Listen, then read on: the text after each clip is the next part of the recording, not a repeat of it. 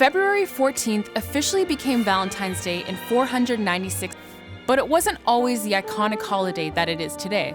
In fact, most of the things we associate with Valentine's Day are actually relatively new inventions.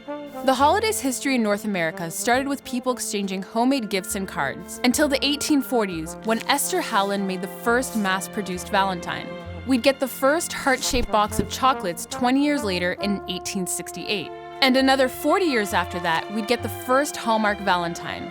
But since then, Valentine's Day has become one of the biggest commercial holidays on the calendar, with over $19 billion being spent each year. But what exactly are we spending all this money on?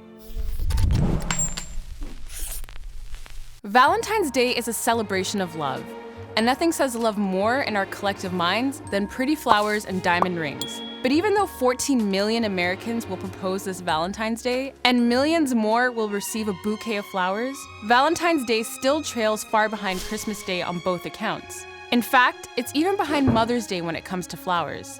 But when it comes to roses, nothing even comes close. Over 250 million roses are purchased each Valentine's Day. So where are all these roses coming from? The answer, for the most part, is Colombia.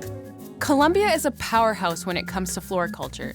It's an industry that employs 130,000 Colombians and exports over 4 billion flowers to the US every year. And even still, about 20% of Colombia's annual floral revenue comes specifically from Valentine's Day roses. In the lead up to Valentine's Day, 30 or more cargo planes arrive at Miami International Airport each day, and each one of those contains just over 1 million roses. All in all, Colombian cargo companies and their pilots make up to 12 flights a day to meet the demand. And of course, that also means more work for the Border Patrol agents who have to inspect over 800 million flower stems in time for the big day. But of course, the journey isn't over once they cross the border, because they still have to get in the hands of romantics and the people they love. And online flower delivery companies and their drivers made $4 billion in 2018 doing just that. While the majority of Valentine's Day flowers used to go to florists, today it's actually grocery stores and corner stores that get the biggest piece of the pie. And even though a bouquet of roses costs $31 in August, on February 14th, that same bouquet will run you just under $50. But just how much money you can make selling Valentine's roses seems to hinge entirely on one unexpected factor: the day of the week. According to the experts, Sundays sell the least roses and Wednesdays sell the most. But it's hard to pin down exactly why. It seems like the answer has something to do with the fact that 75% of people buying flowers on Valentine's Day are men. And when Valentine's Day falls on a weekday, they're much less likely to have a plan laid out than if it were to fall on a weekend.